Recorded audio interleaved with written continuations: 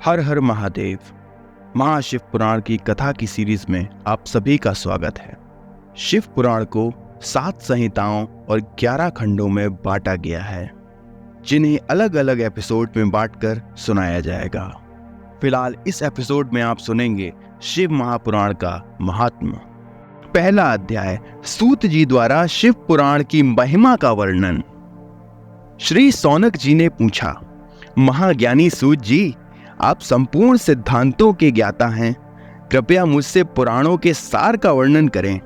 ज्ञान और वैराग्य सहित भक्ति से प्राप्त विवेक की वृद्धि कैसे होती है तथा साधु पुरुष कैसे अपना काम, क्रोध आदि विकारों का निवारण करते हैं। इस कलयुग में सभी जीव आसुरी स्वभाव के हो गए हैं, अतः कृपया करके मुझे ऐसा साधन बताइए जो कल्याणकारी एवं मंगलकारी हो तथा पवित्रता लिए हो। प्रभु, वह ऐसा साधन हो जिससे मनुष्य की शुद्धि हो जाए और उस निर्मल हृदय वाले पुरुष को सदैव के लिए शिव की प्राप्ति हो जाए। सूत जी ने उत्तर दिया, शौनक जी, आप धन्य हैं, क्योंकि आपके मन में पुराण कथा को सुनने के लिए अपार प्रेम व लालसा है।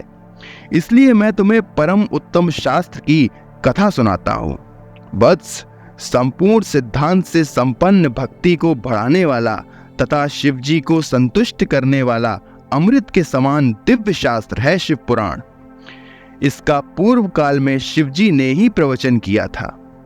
गुरुदेव व्यास ने सनत कुमार मुनि का उपदेश पाकर आदर पूर्वक इस पुराण की रचना की है। यह पुराण कलयुग में मनुष्यों के हित का परम साधन है। शिव पुराण परम उत्तम शास्त्र है। इस पृथ्वी लोक में सभी मनुष्यों को भगवान शिव के विशाल स्वरूप को समझना चाहिए। इसे पढ़ना एवं सुनना सर्व साधन है। यह मनोवांछित फल देने वाला है। इससे मनुष्य निष्पाप हो जाता है तथा इस लोक में सभी सुखों का उपभोग करके अंत में शिवलोक को प्राप्त करता है। शिव पुराण में 24,000 श्लोक हैं, जिसमें 7 संहिताएं हैं। शिव पुराण परम ब्रह्म परमात्मा के समान गति प्रदान करने वाला है। मनुष्य को पूरी भक्ति एवं संयम पूर्वक इसे सुनना चाहिए। जो मनुष्य प्रेम पूर्वक नित्य इसको वाचता है या इसका पाठ करता है, वह निस्संदेह पुण्य आत्मा है। भगवान शिव उस विद्वान पुरुष पर प्रसन्न होकर उसे अपना धाम प्रदान करते हैं। प्रतिदिन आदर पूर्वक शिव पुराण का पूजन करने वाला मनुष्य संसार में संपूर्ण भोगों को भोग कर भगवान शिव के पद को प्राप्त करता है। वो सदा सुखी रहता है।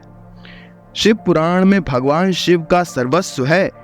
इस लोक और परलोक में सुख की प्राप्ति के लिए आदर पूर्वक इसका सेवन करना चाहिए।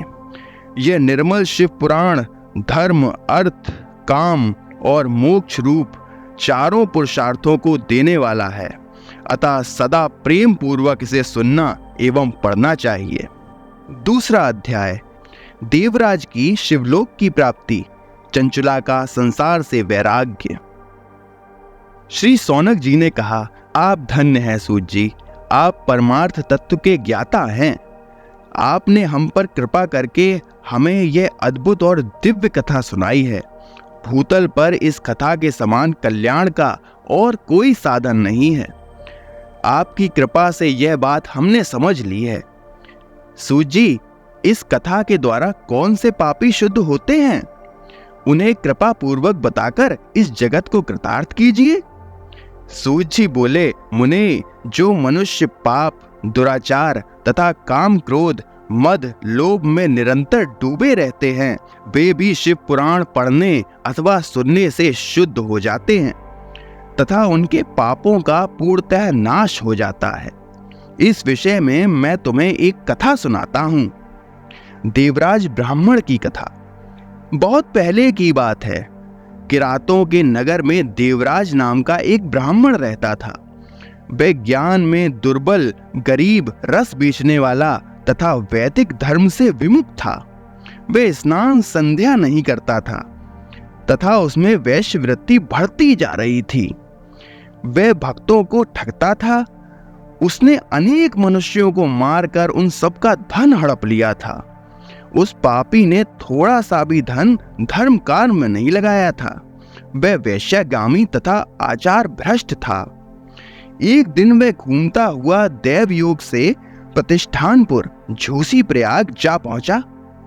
वहां उसने एक शिवालय देखा जहां बहुत से साधु महात्मा एकत्र हुए थे। देवराज वहीं ठहर गया। वहां रात में उसे ज्वर आ गया और उसे बड़ी पीड़ा होने लगी। वहीं पर एक ब्राह्मण देवता शिव पुराण की कथा सुना रहे थे। ज्वर में पड़ा देवराज भी ब्राह्मण के मुख से शिव कथा को निरंतर सुनता रहता था। 1 मास बाद देवराज ज्वर से पीड़ित अवस्था में चल बसा। यमराज के दूत उसे बांधकर यमपुरी ले गए। तभी वहां शिवलोक से भगवान शिव के पार्षद गण आ गए। वे कर्पूर के समान उज्जवल थे। उनके हाथों में त्रिशूल, संपूर्ण शरीर पर भस्म और गले में रुद्राक्ष की माला उनके शरीर की शोभा बढ़ा रही थी।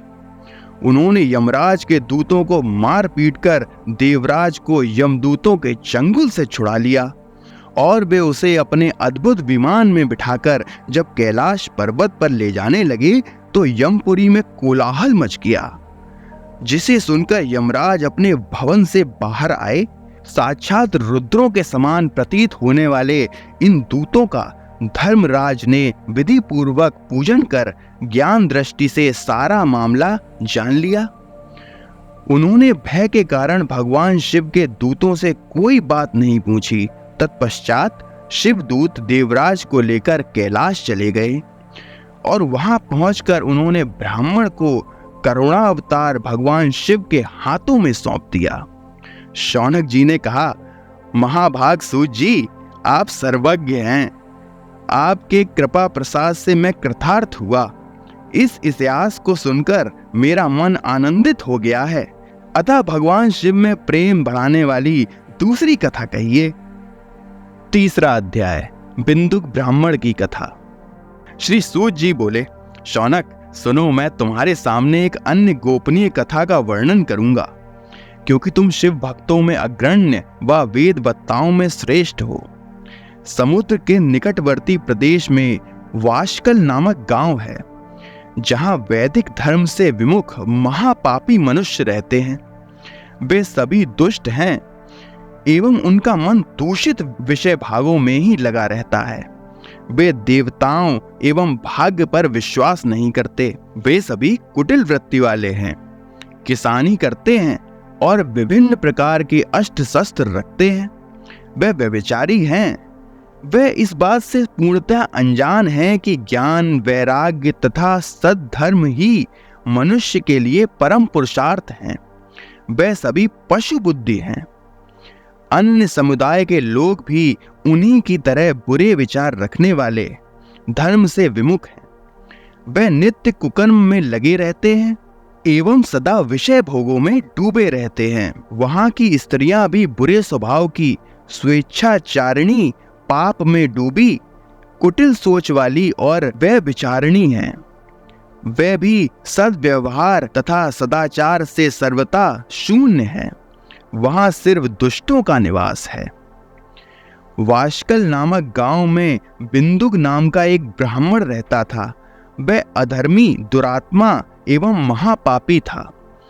उनकी स्त्री बहुत सुंदर थी। उनका नाम चुंचुला था।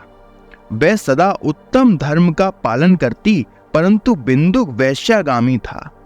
इस तरह कुकर्म करते हुए बहुत समय व्यतीत हो गया। उसकी स्त्री काम से पीड़ित होने पर भी स्वधर्म नाश के भय से कलेश सहकर भी काफी समय तक धर्म भ्रष्ट नहीं हुई, परंतु आगे चलकर वह भी अपने दुराचारी पति के आचरण से प्रभावित होकर दुराचारिणी और अपने धर्म से विमुख हो गई। इस तरह दुराचार में डूबे हुए उन पति पत्नी का बहुत सा समय व्यर्थ बीत गया। वैश्यागामी, दूषित बुद्धि वाला वह दुष्ट ब्राह्मण बिंदुक समय अनुसार मृत्यु को प्राप्त हो नरक में चला गया। बहुत दिनों तक नरक में दुखों को भोग कर वह मूढ़ बुद्धि पापी विंध्य पर्वत पर भयंकर पिशाच हुआ। इधर उस दुराचारी बिंदुक के मर जाने पर वह चंचुला नामक स्त्री बहुत समय तक पुत्रों के साथ अपने घर में रहती रही। पति की मृत्यु के बाद वह भी अपने धर्म से गिरकर पर पुरुषों का संग करने लगी थी। सतियां विपत्ति में भी अपने धर्म का पालन करना नहीं छोड़ती। यही तो तप है। तप कठिन तो होता है, लेकिन इसका फल मीठा होता है। इसीलिए विषयों के विषफल का स्वाद लेते हुए भोग करता है। एक दिन दैवयोग से किसी पुण्य पर्व के आने पर वह अपने भाई बंधुओं के साथ गोकर्ण क्षेत्र में गई। उसने तीर्थ के जल में स्नान किया एवं बंधुजनों के साथ यत्र तत्र घूमने लगी। घूमते घूमते वह एक देव मंदिर में गई। वहां उसने एक ब्राह्मण के मुख से भगवान शिव की परम पवित्र एवं मंगलकारी कथा सुनी। कथावाचक ब्राह्मण कह रहे थे कि जो स्त्रियां व्यभिचार करती हैं, वे मरने के बाद जब यमलोक जाती हैं, तब यमराज के दूत उन्हें तरह तरह से यंत्रणा देते हैं। वह उसके काम अंग को तप्त लौह दंड से दागते हैं। तप्त लौह के पुरुष से उसका संसर्ग कराते हैं। ये सारे दंड इतनी वेदना देने वाले होते हैं कि जीव पुकार पुकार कर कहता है कि अब वह ऐसा नहीं करेगा, लेकिन यमदूत उसे छोड़ते नहीं। कर्मों का फल तो सभी को भोगना पड़ता है। देव, ऋषि, मनुष्य सभी इससे बंधे हुए हैं। ब्राह्मण के मुख से यह वैराग्य बढ़ाने वाली कथा सुनकर चंचुला भय से व्याकुल हो गई। कथा समाप्त होने पर सभी लोग वहां से चले गए। तब कथा वाचने वाले ब्राह्मण देवता से चंचुला ने कहा, हे ब्राह्मण, धर्म को न जानने के कारण मेरे द्वारा बहुत बड़ा दुराचार हुआ है। स्वामी, मेरे ऊपर कृपा कर मेरा उद्धार कीजिए। आपके प्रवचन को सुनकर मुझे इस संसार से वैराग्य हो गया है। मुझ मूढ़ चित्त वाली पापनी को धिक्कार है। मैं निंदा के योग्य हूँ। मैं बुरे विषयों में फंसकर अपने धर्म से विमुख हो गई थी। कौन मुझ जैसी कुमार्ग में मन लगाने वाली पापनी का साथ देगा? जब यमदूत मेरे गले में फंदा डालकर मुझे बांधकर ले जाएंगे और नरक में मेरे शरीर के टुकड़े करेंगे, तब मैं कैसे उन महायातनाओं को सहन कर पाऊंगी? मैं सब प्रकार से नष्ट हो गई हूँ, क्योंकि अभी तक मैं हर तरह से पाप में डूबी रही हूँ। हे ब्राह्मण, आप मेरे गुरु हैं, आप ही मेरे माता पिता हैं। मैं आपकी शरण में आई हूँ। मुझ अबला का अब आप ही उद्धार कीजिए। सूत जी कहते हैं, शौनक, इस प्रकार विलाप करती हुई चंचुला ब्राह्मण देवता के चरणों में गिर गई। तब ब्राह्मण ने उसे कृपा पूर्वक उठाया। चौथा अध्याय, चंचुला की शिव कथा सुनने में रुचि और शिवलोक गमन। ब्राह्मण बोले, नारी, तुम सौभाग्यशाली हो। जो भगवान शंकर की कृपा से तुमने वैराग्यपूर्ण शिव पुराण की कथा सुनकर समय से अपनी गलती का एहसास कर लिया है। तुम डरो मत और भगवान शिव की शरण में जाओ। उनकी परम कृपा से तुम्हारे सभी पाप नष्ट हो जाएंगे। मैं तुम्हें भगवान शिव की कथा सहित वह मार्ग बताऊंगा जिसके द्वारा तुम्हें सुख देने वाली उत्तम गति प्राप्त होगी। शिव कथा सुनने से तुम्हारी बुद्धि शुद्ध हो गई है और तुम्हें पश्चाताप हुआ है तथा मन में वैराग्य उत्पन्न हुआ है। पश्चाताप ही पाप करने वाले पापियों के लिए सबसे बड़ा प्रायश्चित है। पश्चाताप ही पापों का शोधक है। इससे ही पापों की शुद्धि होती है। सत्पुरुषों के अनुसार पापों की शुद्धि के लिए प्रायश्चित पश्चाताप से ही संपन्न होता है। जो मनुष्य अपने कर्मों के लिए पश्चाताप नहीं करता, वह उत्तम गति प्राप्त नहीं करता, परंतु जिसे अपने कुकृत्य पर हार्दिक पश्चाताप होता है, वह अवश्य उत्तम गति का भागीदार होता है। इसमें कोई शक नहीं है। शिव पुराण की कथा सुनने से चित्त की शुद्धि एवं मन निर्मल हो जाता है। शुद्ध चित्त में ही भगवान शिव व पार्वती का वास होता है। वह शुद्ध आत्मा पुरुष सदा शिव के पद को प्राप्त होता है। इस कथा का श्रवण सभी मनुष्यों के लिए कल्याणकारी है। अतः इसकी आराधना व सेवा करनी चाहिए। यह कथा भवबंधन रूपी योग का नाश करने वाली है। भगवान शिव की कथा सुनकर हृदय में उनका मनन करना चाहिए। इससे चित्त की शुद्धि होती है। चित्त शुद्धि होने से ज्ञान और वैराग्य के साथ महेश्वर की भक्ति निश्चय ही प्रकट होती है तथा उनके अनुग्रह से दिव्य मुक्ति प्राप्त होती है। जो मनुष्य माया के प्रति आसक्त है वह इस संसार बंधन से मुक्त नहीं हो पाता।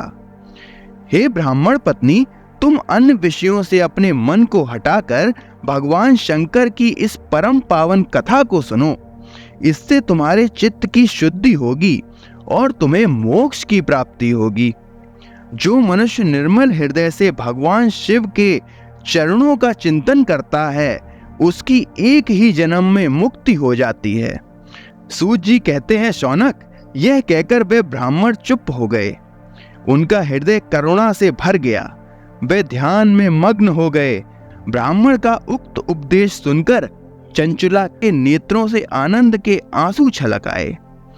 वे हर्ष भरे हृदय से ब्राह्मण देवता के चरणों में गिर गई और हाथ जोड़कर बोली, मैं कृतार्थ हो गई। हे ब्राह्मण, शिव भक्तों में श्रेष्ठ स्वामिन, आप धन्य हैं। आप परमार्थदर्शी हैं और सदा परोपकार में लगे रहते हैं। साधो, मैं नरक के समुद्र में गिरी हूं, कृपया कर मेरा उद्धार कीजिए।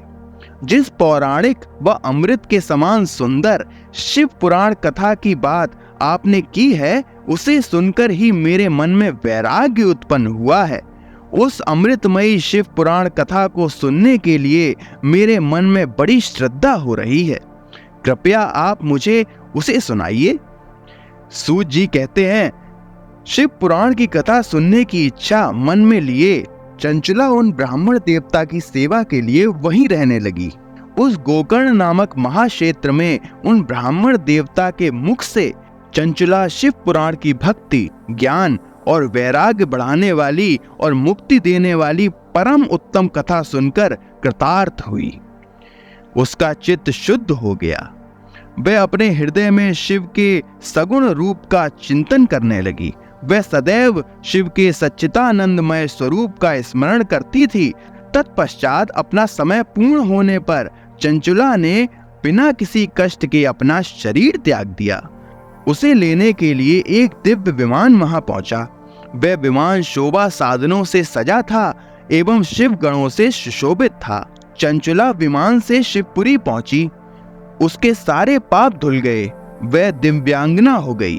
वह गौरांगी देवी मस्तक पर अर्धचंद्र का मुकुट व अन्य दिव्य आभूषण पहने शिवपुरी पहुंची। वहां उसने सनातन देवता त्रिनेत्रधारी महादेव शिव को देखा। सभी देवता उनकी सेवा में भक्ति भाव से उपस्थित थे। उनकी अंग कांति करोड़ों सूर्यों के समान प्रकाशित हो रही थी। 5 मुख और हर मुख में 3-3 नेत्र थे। मस्तक पर अर्धचंद्राकार मुकुट शोभायमान हो रहा था। कंठ में नील चिन्ह था। उनके साथ में देवी गौरी विराजमान थीं, जो विद्युत पुंज के समान प्रकाशित हो रही थीं।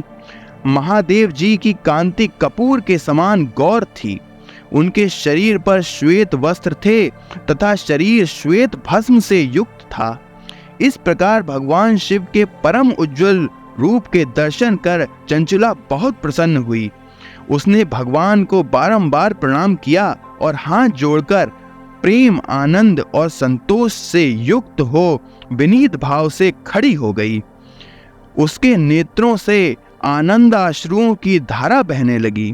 भगवान शंकर व भगवती गौरी उमा ने करुणा के साथ सौम्य दृष्टि से देखकर चंचुला को अपने पास बुलाया। गौरी उमा ने उसे प्रेम पूर्वक अपनी सखी बना लिया। चंचुला सुख पूर्वक भगवान शिव के धाम में उमा देवी की सखी के रूप में निवास करने लगी। 5वां अध्याय, बिंदुक का पिशाच योनि से उद्धार। सूत जी बोले, शौनक, एक दिन चंचुला आनंद में मग्न उमा देवी के पास गई और दोनों हाथ जोड़कर उनकी स्तुति करने लगी। चंचुला बोली, हे गिरिराज नंदिनी स्कंद माता उमा, आप सभी मनुष्यों एवं देवताओं द्वारा पूज्य तथा समस्त सुखों को देने वाली हैं। आप शंभु प्रिया हैं, आप ही सगुणा और निर्गुणा हैं। हे सच्चिदानंद स्वरूपिणी, आप ही प्रकृति की पोषक हैं। हे माता, आप ही संसार की सृष्टि, पालन और संहार करने वाली हैं। आप ही ब्रह्मा, विष्णु और महेश को उत्तम प्रतिष्ठा देने वाली परम शक्ति हैं। सूत जी कहते हैं, शौनक, सद्गति प्राप्त चंचला इस प्रकार देवी की स्तुति कर शांत हो गई। उसकी आंखों में प्रेम के आंसू उमड़ आए। तब शंकर प्रिया भक्त वत्सला उमा देवी ने बड़े प्रेम से चंचला को चुप कराते हुए कहा, सखी चंचला, मैं तुम्हारी स्तुति से प्रसन्न हूं। बोलो, क्या वर मांगती हो? चंचला बोली, हे गिरिराज कुमारी, मेरे पति बिंदुक इस समय कहाँ हैं? उनकी कैसी गति हुई है? मुझे बताइए और कुछ ऐसा उपाय कीजिए ताकि हम फिर से मिल सकें। हे महादेवी, मेरे पति एक शूद्र जाति वैश्या के प्रति आसक्त थे और पाप में ही डूबे रहते थे। गिरिजा बोली, बेटी, तुम्हारा पति बिंदुक बड़ा पापी था। उसका अंत बड़ा भयानक हुआ। वैश्या का उपभोग करने के कारण वह मूर्ख नरक में अनेक वर्षों तक अनेक प्रकार के दुख भोग कर अब शेष पाप को भोगने के लिए विंध्य पर्वत पर पिशाच की योनि में रह रहा है। वह दुष्ट वहीं वायु पीकर रहता है और सब प्रकार के कष्ट सहता है। सूत जी कहते हैं, शौनक, गौरी देवी की यह बात सुनकर चंचला अत्यंत दुखी हो गई। फिर मन को किसी तरह स्थिर करती हुई दुखी हृदय से माँ गौरी से उसने एक बार फिर पूछा, हे महादेवी, मुझ पर कृपा कीजिए और मेरे पापी पति का अब उद्धार कर दीजिए। कृपा करके मुझे वह उपाय बताइए जिससे मेरे पति को उत्तम गति प्राप्त हो सके। गौरी देवी ने कहा, यदि तुम्हारा पति बिंदुक शिव पुराण की पुण्यमयी उत्तम कथा को सुने तो वह इस दुर्गति को पार करके उत्तम गति का भागी हो सकता है। अमृत के समान मधुर गौरी देवी की यह बात सुनकर चंचला ने दोनों हाथ जोड़कर मस्तक झुकाकर उन्हें बारंबार प्रणाम किया तथा प्रार्थना की कि मेरे पति को शिव पुराण सुनाने की व्यवस्था कीजिए। ब्राह्मण पत्नी चंचला के बार बार प्रार्थना करने पर शिव प्रिया गौरी देवी ने भगवान शिव की महिमा का गान करने वाले गंधर्व राज तुम्बरो को बुलाकर कहा, तुम्बरो, तुम्हारी भगवान शिव में प्रीति है। तुम मेरे मन की सभी बातें जानकर मेरे कार्यों को सिद्ध करते हो। तुम मेरी इस सखी के साथ विंध्य पर जाओ। वहाँ एक महाघोर और भयंकर पिशाच रहता है। पूर्व जन्म में वह पिशाच बिंदुक नामक ब्राह्मण मेरी इस सखी चंचला का पति था। वह वैश्यागामी हो गया। उसने स्नान संध्या आदि नित्य कर्म छोड़ दिए। क्रोध के कारण उसकी बुद्धि भ्रष्ट हो गई। दुर्जनों से उसकी मित्रता तथा सज्जनों से द्वेष बढ़ गया था। वह अस्त्र शस्त्र से हिंसा करता, लोगों को सताता और उनके घरों में आग लगा देता था। चांडालों से दोस्ती करता, वह रोज वैश्या के पास जाता था। पत्नी को त्याग कर दुष्ट लोगों से दोस्ती कर उन्हीं के संपर्क में रहता था। वह मृत्यु तक दुराचार में फंसा रहा। मृत्यु के बाद उसे पापियों के भोग स्थान यमपुर ले जाया गया। वहां घोर नरकों को सहकर इस समय वह विंध्य पर्वत पर पिशाच बनकर रह रहा है और पापों का फल भोग रहा है। तुम उसके सामने परम पुण्यमयी पापों का नाश करने वाली शिव पुराण की दिव्य कथा का प्रवचन करो। इस कथा को सुनने से उसका हृदय सभी पापों से मुक्त होकर शुद्ध हो जाएगा और वह प्रेत योनि से मुक्त हो जाएगा। दुर्गति से मुक्त होने पर उस बिंदुक नामक पिशाच को विमान पर बिठाकर तुम भगवान शिव के पास ले आना। सूत जी कहते हैं, शौनक, माँ उमा का आदेश पाकर गंधर्व राज तुम्बरो प्रसन्नता पूर्वक अपने भाग्य की सराहना करते हुए चंचुला को साथ लेकर विमान से पिशाच के निवास स्थान विंध्य पर्वत गया। वहां पहुंचकर उसने उस विकराल आकृति वाले पिशाच को देखा। उसका शरीर विशाल था, उसकी थोड़ी बड़ी थी। वह कभी हंसता, कभी रोता और कभी उछलता था। महाबली तुम्बरों ने बिंदुक नामक पिशाच को पाशों में बांध लिया। उसके पश्चात तुम्बरों ने शिव पुराण की कथा बाँचने के लिए स्थान तलाश कर मंडप की रचना की। शीघ्र ही इस बात का पता लोगों को चल गया कि एक पिशाच के उद्धार हेतु देवी पार्वती की आज्ञा से तुम्बरो शिव पुराण की अमृत कथा सुनाने विंध्य पर्वत पर आया है। उस कथा को सुनने के लोभ से बहुत से देवर्षि वहां पहुंच गए।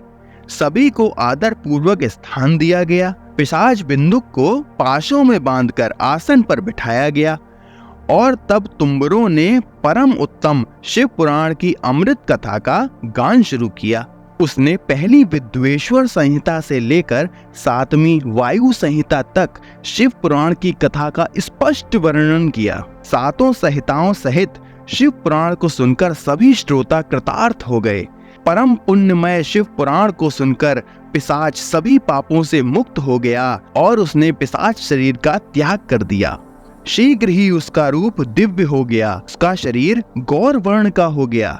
शरीर पर श्वेत वस्त्र एवं पुरुष के आभूषण आ गए। इस प्रकार दिव्य देहधारी होकर बिंदुक अपनी पत्नी चंचुला के साथ स्वयं ही भगवान शिव का गुणगान करने लगा। उसे इस दिव्य रूप में देखकर सभी को बहुत आश्चर्य हुआ। उसका मन परम आनंद से परिपूर्ण हो गया। सभी भगवान महेश्वर के अद्भुत चरित्र को सुनकर कृतार्थ हो उनका यशोगान करते हुए अपने अपने धाम को चले गए। बिंदुक अपनी पत्नी चंचुला के साथ विमान में बैठकर शिवपुरी की ओर चल दिया। महेश्वर के गुणों का गान करता हुआ बिंदुक अपनी पत्नी चंचुला व तुम्बरों के साथ शीघ्र ही शिवधाम पहुंच गया। भगवान शिव व देवी पार्वती ने उसे अपना पार्षद बना लिया। दोनों पति पत्नी सुखपूर्वक भगवान महेश्वर एवं देवी गौरी के श्री चरणों में अविचल निवास पाकर धन्य हो गए। 6वां अध्याय शिव पुराण के श्रवण की विधि। शौनक जी कहते हैं, महाप्राज्ञ सूत जी, आप धन्य एवं शिव भक्तों में श्रेष्ठ हैं। हम पर कृपा कर हमें कल्याणमय शिव पुराण के श्रवण की विधि बताइए, जिससे सभी श्रोताओं को संपूर्ण उत्तम फल की प्राप्ति हो। सूत जी ने कहा, मुने शौनक, तुम्हें संपूर्ण फल की प्राप्ति के लिए मैं शिव पुराण की विधि सविस्तार बताता हूँ। सर्वप्रथम किसी ज्योतिषी को बुलाकर दान से संतुष्ट कर उससे कथा का शुभ मुहूर्त निकलवाना चाहिए और उसकी सूचना का संदेश सभी लोगों तक पहुंचाना चाहिए कि हमारे यहाँ शिव पुराण की कथा होने वाली है। अपने कल्याण की इच्छा रखने वालों को इसे सुनने अवश्य पधारना चाहिए। देश देश में जो भी भगवान शिव के भक्त हों तथा शिव कथा के कीर्तन और श्रवण के उत्सुक हों, उन सभी को आदर पूर्वक बुलाना चाहिए और उनका आदर सत्कार करना चाहिए। शिव पुराण सुनने के लिए मंदिर, तीर्थ, वन प्रांत अथवा घर में ही उत्तम स्थान का निर्माण करना चाहिए। केले के खम्भों से सुशोभित कथा मंडप तैयार कराएं। उसे सब ओर फल पुष्प सुंदर चढ़ावे से अलंकृत करना चाहिए। चारों कोनों पर ध्वज लगाकर उसे विभिन्न सामग्री से सुशोभित करें। भगवान शंकर के लिए भक्ति पूर्व दिव्य आसन का निर्माण करना चाहिए तथा वाचक के लिए भी दिव्य आसन का निर्माण करना चाहिए। नियम पूर्वक कथा सुनने वालों के लिए भी सुयोग्य आसन की व्यवस्था करें तथा अन्य लोगों के बैठने की भी व्यवस्था करें। कथा वाचने वाले विद्वान के प्रति कभी बुरी भावना न रखें। संसार में जन्म तथा गुणों के कारण बहुत से गुरु होते हैं, परंतु उन सब में पुराणों का ज्ञाता ही परम गुरु माना जाता है। पुराण वेत्ता पवित्र, शांत, साधु, ईर्ष्या पर विजय प्राप्त करने वाला और दयालु होना चाहिए। ऐसे गुणी मनुष्य को इस पुण्यमयी कथा को वाचना चाहिए। सूर्योदय से 3:30 पहर तक इसे वाचने का उपयुक्त समय है। मध्याह्न काल में 2 घड़ी तक कथा बंद रखनी चाहिए ताकि लोग मल मूत्र का त्याग कर सकें। जिस दिन से कथा शुरू हो रही है उससे 1 दिन पहले व्रत ग्रहण करें। कथा के दिन में प्रातः काल का नित्य कर्म संक्षेप में कर लेना चाहिए। वक्ता के पास उसकी सहायता हेतु एक विद्वान व्यक्ति को बैठाना चाहिए, जो कि सब प्रकार के संशयों को दूर कर लोगों को समझाने में कुशल हो। कथा में आने वाले विघ्नों को दूर करने के लिए सर्वप्रथम गणेश जी का पूजन करना चाहिए। भगवान शिव व शिव पुराण की भक्ति भाव से पूजा करें। तत्पश्चात श्रोता तन मन से शुद्ध होकर आदर पूर्वक शिव पुराण की कथा सुने। जो वक्ता और श्रोता अनेक प्रकार के कर्मों से भटक रहे हों, काम आदि 6 विकारों से युक्त हों, वे पुण्य के भागी नहीं हो सकते। जो मनुष्य अपनी सभी चिंताओं को भूलकर कथा में मन लगाते हैं, उन शुद्ध बुद्धि मनुष्यों को उत्तम फल की प्राप्ति होती है। 7वां अध्याय, श्रोताओं द्वारा पालन किए जाने वाले नियम। सूत जी बोले, शौनक, शिव पुराण सुनने का व्रत लेने वाले पुरुषों के लिए जो नियम है उन्हें भक्ति पूर्वक सुनो। शिव पुराण की पुण्यमयी कथा नियम पूर्वक सुनने से बिना किसी विघ्न बाधा के उत्तम फल की प्राप्ति होती है।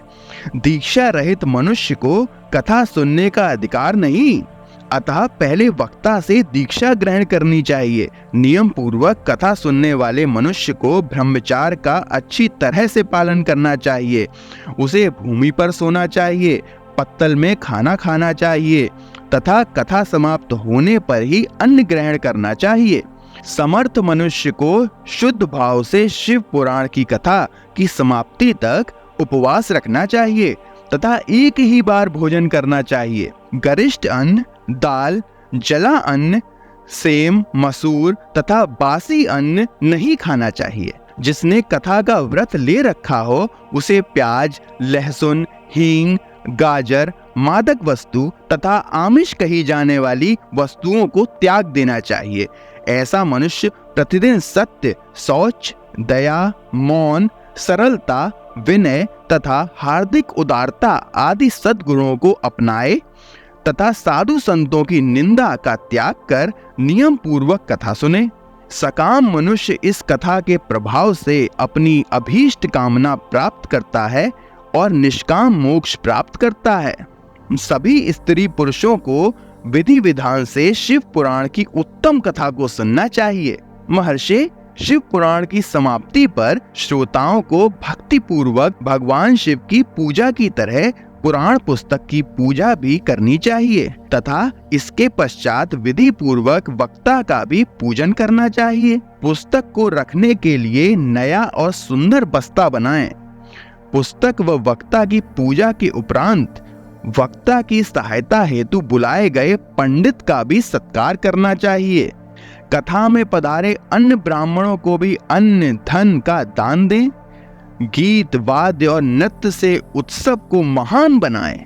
विरक्त मनुष्य को कथा समाप्ति पर गीता का पाठ करना चाहिए तथा गृहस्थ को श्रवण कर्म की शांति हेतु होम करना चाहिए। होम रुद्र संहिता के श्लोकों द्वारा अथवा गायत्री मंत्र के द्वारा करें। यदि हवन करने में असमर्थ हो तो भक्ति पूर्वक शिव सहस्त्र नाम का पाठ करें। कथा श्रवण संबंधी व्रत की पूर्णता के लिए शहद से बनी खीर का भोजन 11 ब्राह्मणों को कराकर उन्हें दक्षिणा दें। समृद्ध मनुष्य 3 तोले सोने का एक सुंदर सिंहासन बनाए और उसके ऊपर लिखी अथवा लिखवाई हुई शिव पुराण की लिखी पोथी विधि पूर्वक स्थापित करें तथा पूजा करके दक्षिणा चढ़ाएं। फिर आचार्य का वस्त्र, आभूषण एवं गंध से पूजन करके दक्षिणा सहित वह पुस्तक उन्हें भेंट कर दें। शौनक, इस पुराण के दान के प्रभाव से भगवान शिव का अनुग्रह पाकर मनुष्य भवबंधन से मुक्त हो जाता है।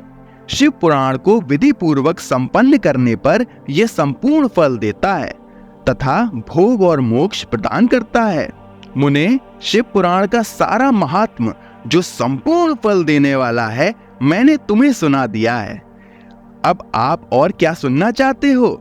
श्रीमान, शिव पुराण सभी पुराणों के माथे का तिलक है। जो मनुष्य सदा भगवान शिव का ध्यान करते हैं, जिनकी वाणी शिव के गुणों की स्तुति करती है और जिनके दोनों कान उनकी कथा सुनते हैं, उनका जीवन सफल हो जाता है।